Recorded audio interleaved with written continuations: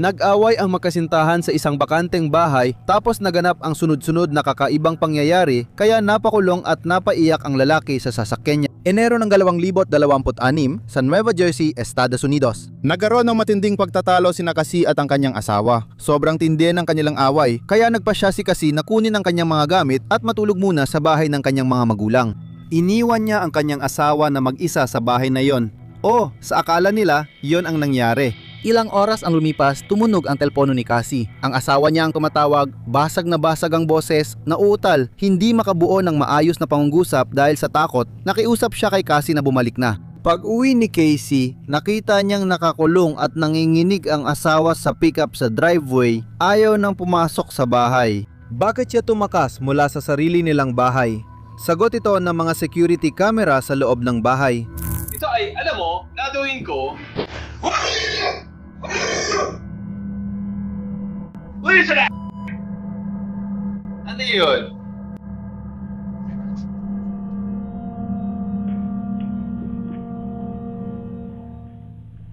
Tingnan mong mabuti. Sa larawan, makikita ang lalaki sa kusina nakasandal sa counter at kausap sa telponyo.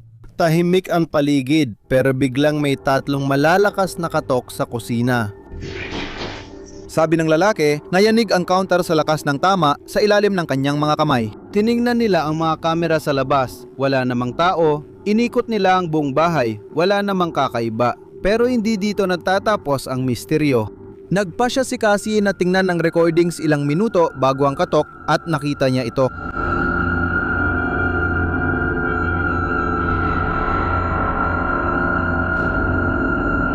Tingnan mo ang kusina, abala ang asawa niya sa telepono. At sa kaliwang bahagi ng screen, may isang bagay na dahan-dahang dumudulas mag-isa sa ibabaw ng mesa. May isang tao o nilalang na naroon na sa kusina na naghahanda ng magpakita. Anong klaseng nilalang ang may sapat na lakas para hampasin ang ibabaw ng mesa ng ganon? Ginamit nito ang negatibidad ng pagtatalo ng mag-asawa para magpakita. Hanggang ngayon, di pa rin alam kung anong pumasok sa bahay na yon. Isipin mo mag-aalaga ka ng bata sa bahay ng hindi mo kilala. Sa una, mukhang maayos ang lahat. Ang TikTok user na 3280 ay nagre-record lang ng video ng batang naglalaro para ipadala sa mga magulang. Pag ipinakita niya ang video sa ina ng bata nung gabi niyon, namutla ng husto ang babae. Parang may nakamasid sa akin mula sa bintanang yon. Baka. Medyo nag-hallucinate lang ako. Tingnan mong mabuti, silipin mo sa likod, bahagyang tago. Sa tabi ng bintana, mag-iulong mahabang itim ang buhok na dahan-dahang sumisilip sa anino. Tinitiyak ni Sasha na silang dalawa lang ng bata ang nandoon. Pero ang pinaka-nakakatindig balahibo sa lahat ay inamin ng ina na nakita na niya noon ang nilalang pero hindi siya nagsalita dahil sa takot na mapagkamalang baliw.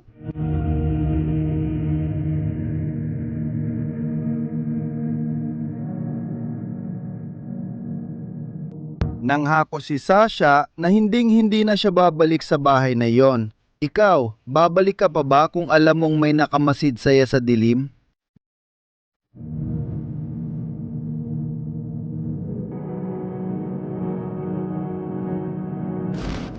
Ang tunay na takot ay hindi laging naghihintay sa mga abandonadong gusali. Minsan ay nakatago ito sa ilalim ng sahig ng sarili mong bahay. Isang ina at ang kanyang anak na babae ay nagkakasiyahan sa sala. Isang pangkaraniwang eksena, naglalaro ng paghahagis ng plastik na bote para tumayo ito ng tuwid. Kinukunan nila ng video ang sandali bilang masayang alaala. Sa una, tawanan, pero biglang nag-iba ang pakiramdam. Tingnan mo ang screen. Kalau dia memang jago, guys, saya selalu kalah sama dia. Ya Allah, apa itu mah? Lah, kok ini keramiknya pecah? Coba ambil kameranya, ambil pakai kamera belakang deh. Sini mama yang anu. Ini. Astagfirullahaladzim, kenapa dia bisa kayak? Ya Allah, astagfirullahaladzim. Coba pegang deh. Astagfirullahaladzim, pegang. Bismillahirrahmanirrahim, apa ini ya Allah? Ya Allah. Ya Allah. Ya Allah. Kok ada fotonya mama, Ma?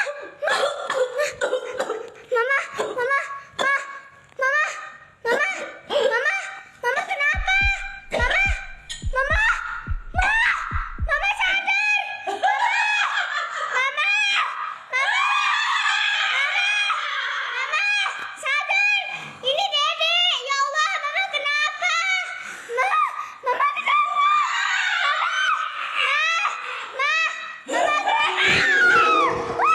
Isang matinis na tunog ang biglang sumira sa laro. Napalakas nito na parang nanigas ang dugo mo. Lumingon ang ina at may nakita siyang imposibleng bagay. Isa ito sa tile sa sahig na nabasag at biglang umangat na parang may nagtulak mula sa ilalim. Habang lumalapit, natuklasan nila ang isang kakaibang balot na hindi nila kilala nakatago sa ilalim ng pundasyon. Pero tingnan mong mabuti ang nangyari pagkatapos. Ang ina ay napunta sa isang kalagayan na masasabi mo lang na parang sinaniban siya ng lubusan. Nagbago ang kanyang muka sa loob lamang ng isang segundo, ang kanyang tindig ay naging baluktot sa hindi likas na paraan at nagsimula siyang lumapit sa sarili niyang anak na may masamang balak. Hindi alam ng kahit sino ang nangyari matapos maputol ang kamera. Maraming tao ang nagsasabi na ang bagay na iyon ay itim na mahika na inilibing doon bago pa man sila magsimulang tumira sa bahay na ito. Kung ikaw ang nakakita, bubuksan mo ba yon? Simpleng pamamasya lang ito ng pamilya tuwing weekend, ngunit ang inosenteng pagkuha ng litrato ng anak mo pwedeng mauwi sa bangungot kung mapansin mo ang nasa likuran. Nasa Marso tayo ng taong 2025. Isang anonymous na user ang naka-upload ng larawan sa Reddit at humingi ng tulong para maintindihan kung ano ang nakuhanan ng kanyang kamera. Ayon sa kanyang salaysay, lumabas siya para mamasyal kasama ang kanyang mga anak. Pagdating nila sa bahay at nang suriin niya ang gallery, parang nawala ang hangin sa kanyang mga baga. Tingnan mong mabuti, sa unahan, makikita natin ang dalawang magkapatid na naglalakad ng payapa, nakatalikod, magkahawak kamay. Mukhang normal ang lahat. Pero tingnan mong mabuti, dito sa itaas ng burol, nakatago sa mga damo, may isang presensya. May isang bagay o tao na tahimik na nakamasid sa kanila. Tinitiyak na may akda ng larawan na ito ay isang babae na may mahaba at magulong itim na buhok na nagmamasid mula sa anino ng palumpong. Sa forum, sumabog ang mga tiyora, may ilan na nagtangkang maghanap ng lohika at sinabing maaring isa itong malaking ibon. Nasa kakaibang posisyon, pero ang silweta at antropomorpikong postura ay masyadong parang tao. Walang nakakaalam sa nangyari pagkatapos o sa intensyon ng nilalang na yon. Ikaw, tingin mo ba simpleng pareidolia lang yon o masamang pangitain na naghihintay ng pagkakataon? Ilang araw nang may misteryosong ingay na gumagambala sa bahay ni Smith. Hindi yon normal na langit-ngit ng kahoy, kundi mababagal at sinadyang kalabog na parang may dambuhalang gumagapang sa dilim ng silong. Pagod na, kinuha niya ang kanyang kamera at nagpasya siyang buksan ang pintong yon. Pakinggan ninyo ito. Maingay ang pintuang ito buong umaga, kaya magtatagal ako rito at ire-record ng 1 minuto.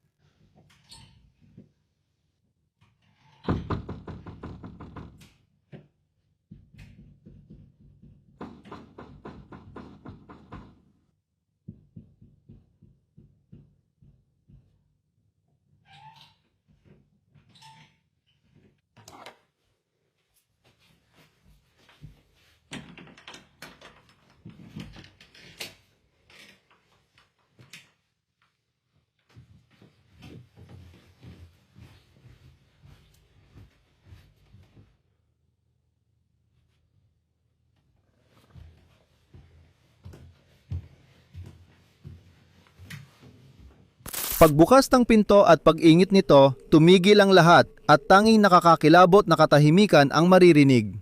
Si Smith ay bumaba ng hagdan isa-isa, nakatutok sa wala, pero sa ibaba ay wala namang kahit ano. Maayos ang lahat, walang mga bagay na nahulog at wala ring mga hayop. Tanging ang pakiramdam ng masamang kutob na ang gumawa ng ingay ay tumigil eksakto nang bumaba siya para hanapin ito. Hanggang ngayon, di pa rin alam kung anong nasa ibaba.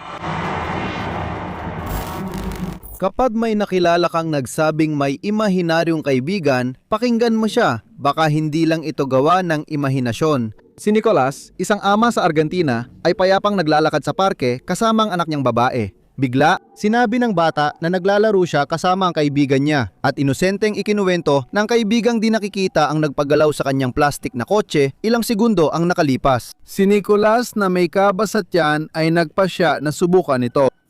May kakaibang nangyayari malapit sa amin, sa kanto ng bahay. Ang anak kong babae, parang may di nakikitang kaibigan. Dahil. Tingnan nyo, sabihin mo na dalhin niya ang kotse. Sabihin mong dali niya ang kotse.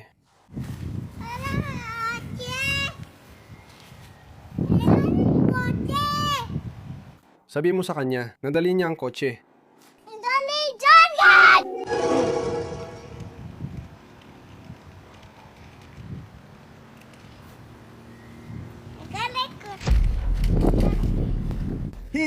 Ang kotse na yan ay purong plastik, walang makina o mekanismo. Gayon pa man, sa utos ng bata, kusang gumagalaw ang kotse na parang may nagtutulak kahit wala. Nang i-upload dito ni Nicolas sa internet, tinawag siyang sinungaling, kaya nagpasya siyang i-record ulit ito, pero sa pagkakataong ito mula sa iba't ibang anggulo, sa iba't ibang lugar.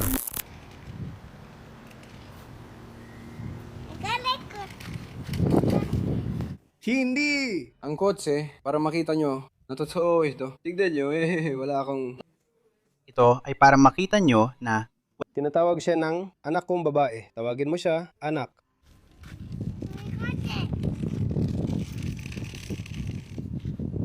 Ayan, binigay niya sa'yo. Pinan mo, wala akong remote o tali. Tawagin mo siya, anak. Alay, kotse!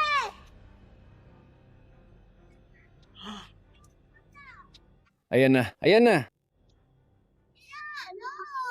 pareho pa rin ang resulta, gumagalaw pa rin mag-isa ang kotse-kotsehan. Inamin ni Nicolas na ang nagawa lang niya ay magdasal na sana hindi demonyo ang nilalang na naglalaro sa anak niya. Pababayaan mo ba ang sarili mong anak na magpatuloy sa paglalaro kasama ang imahinaryong kaibigan na yon? Ako sigurado, hindi ko gagawin yon. Ayon sa kanila, nananatili pa raw ang enerhiya ng namatay sa atin bago sila tuluyang tumawid sa kabilang buhay. Pakinggan mo ang kwentong ito dahil kasing lungkot ito ng kababalaghan. Pebrero ng 2026. Ibinahagi ni Valencia ang masakit at kakaibang karanasan matapos pumanaw ang kanyang kapatid dahil sa matagal at malubhang sakit. Wasak ang kalooban ng pamilya habang nagtipon sa paligid ng kabaong para sa huling pamamaalam. Sandali ito ng katahimikan at pagluluksa hanggang sa mangyari yon.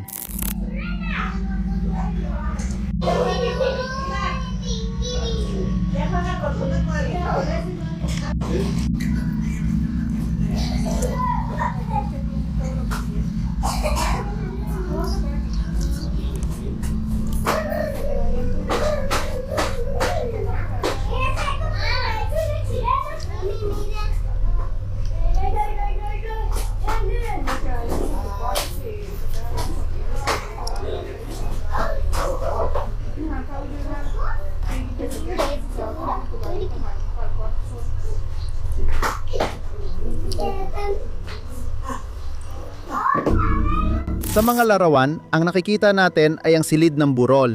At bigla na lang, isa sa mga dekorasyong lobo ay nagsimulang gumalaw sa parang hindi normal. Walang bukas na bintana, walang maaring pagkunan ng hangin. Patuloy na lumulutang ang lobo, hindi pinapansin ng karamihan hanggang sa lumapit ito sa isang lalaki. Tinanggap ng lalaki na tila may koneksyon ang sitwasyon, hinaplos at kinausap ng pabulong ang lobo na parang alam niya kung sino ang nagpapagalaw nito.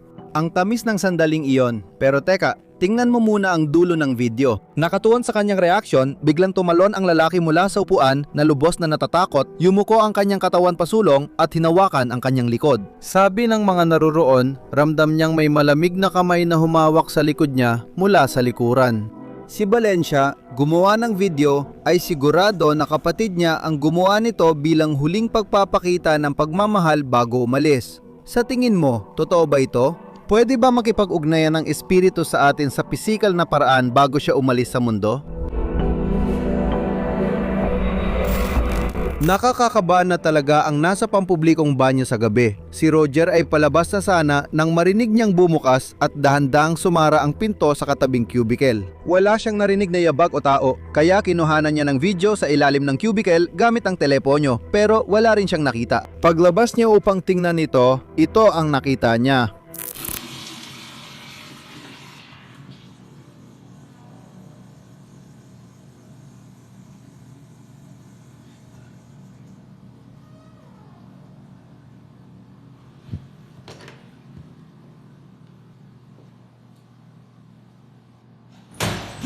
Umalinganggaw sa banyo ang malakas na pagsara ng pinto, walang hangin at automatic na sistema. Matiyagang naghintay ang pinto hanggang nasa harap na si Roger bago ito biglang sumara, kaya dali-daling tumakbo si Roger palayo sa takot. Ikaw ba, mananatili ka para alamin kung anong nangyari? Ako, sigurado, hindi ko gagawin yon.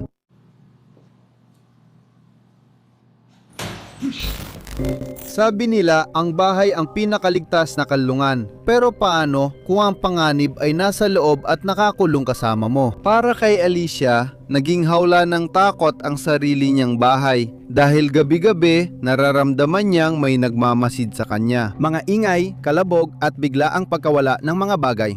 Isang madaling araw, nagpa siya ang nilalang na ipakita ang tunay nitong lakas. Kung hindi ito naitala, siguradong walang maniniwala sa kanya sa mundong ito. Sa kusina at banyo, di ko na alam ang gagawin. Diyos ko, bumukas ang tubig, tawagan kita agad.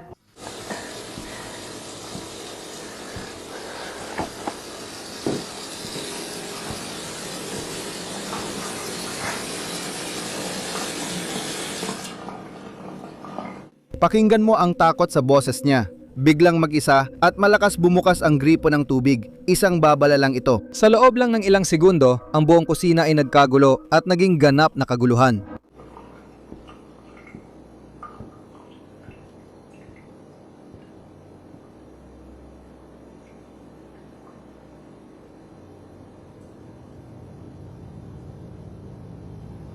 Oh Diyos ko, umalis ka na, hayaan mo na kami.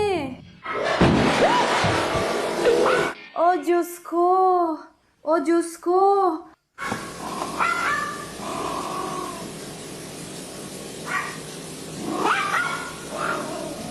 Phil, halika dito! Ang mga bagay ay lumilipad, tumatama sa sahig, sa bilis na imposibleng gawa-gawa lang. Walang putol ang video at pansinin mo ang aso. May mga bagay na nakikita ng mga hayop na di natin nakikita. Halos mawala ng pag-asa ang asong ito. May malakas na puwersang hindi nakikita na kumokontrol sa bahay ni Alicia. Ang kasong ito ay tuluyang nagpatanggal ng antok sa akin. Hindi ako nakatulog matapos kong mapanood ang video na ito. Dahil ang nangyari sa isang batang maliit sa sarili niyang kama ay hindi may paliwanag sa salita. Ika-10 ng Pebrero, 2025, alas 4 ng madaling araw. Isang pamilyang may 4 na miyembro ay mahimbing na natutulog nang biglang nabasag ng sigaw ng panganay ang katahimikan ng gabi.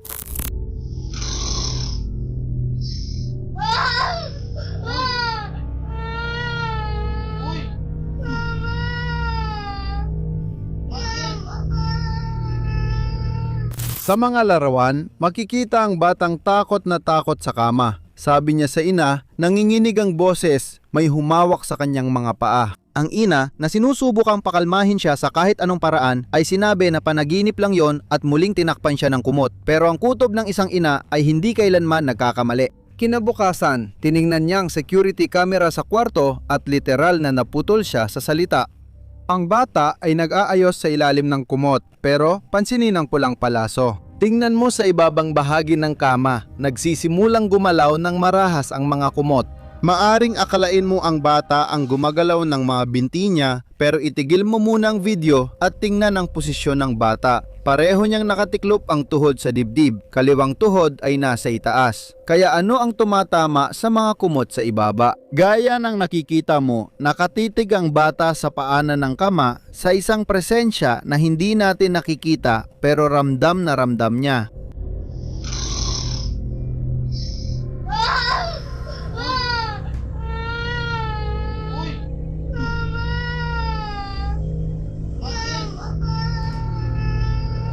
Nang makita ang mga larawang ito, agad tumawag ang natakot na pamilya ng pari para sa espiritual na paglilinis ng bahay. Mula noon, hindi na sila nag-post ulit.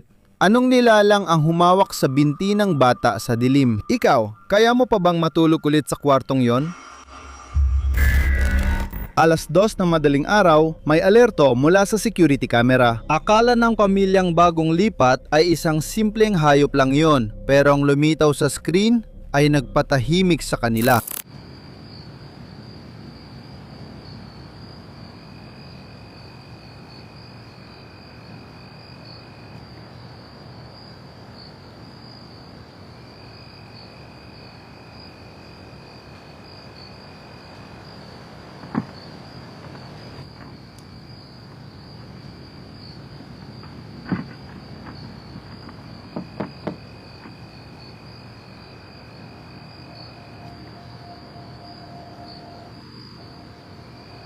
Isang malinaw na figura ng tao ang gumagala sa dilim. Nang ipakita nilang video sa mga matagal na nilang kapitbahay, sabay-sabay silang natakot. Ayon sa kanila, ang figura ay kamukha ng babaeng namatay sa aksidente ng kotse sa lugar na yon noong 1948. Isang alingawgaw na nakaraan na pulit-ulit inuulit ang malungkot na wakas nito. Hindi alam ng bagong pamilya ang alamat. Kung ganon, bakit siya patuloy na naglalakad sa kalsadang yon? Ang isang stream ng karaoke kasama ang mga kaibigan, walang duda, ay katumbas ng kasiyahan. Si Sonny at ang kanyang grupo ay nakakantahan, simpleng nag-enjoy lang sila. Pero sa likod ng isa sa kanila, ang gabi ay biglang naging napaka-morbid. Tumingin ka sa bintana, may maputlang aninong dahan-dahang dumudulas sa likod ng salamin. Ang mga kaibigan niya takot sa chat, sumisigaw na tumingin siya sa likod, kaya naguguluhang tumayo ang binata para tingnan. Wala nang kahit sino, walang tao sa bakuran, walang tao sa kalsada. Ano kaya yon na nakamasid sa kanila mula sa malamig na gabi?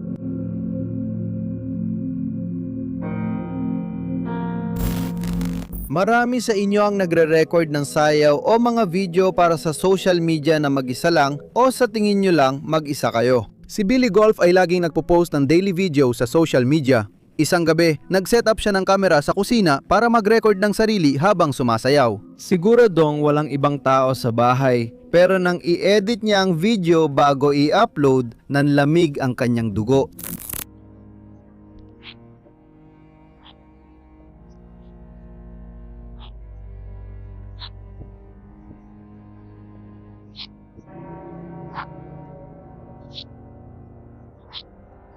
Silipin mo ang likod ng pinto habang sumasayaw siya. Hindi niya namamalayan, may isang madilim at napakalaking anino na mabilis na dumaan sa pasilyo. Sobrang bilis at tahimik kaya hindi man lang siya nagulat nung sandaling iyon. Matapos mapanood ang video at humingi ng tulong sa tagasunod, ginawa ni Billy na pribado ang kanyang account. May nagsasabing problema lang ito sa ilaw, pero may mga nakakaalam ng totoo. Isang nilalang ang gumagala sa kanilang pasilyo, ayon kay Billy. Mula noong gabing iyon, hindi na nawala ang pakiramdam na may kasama siya.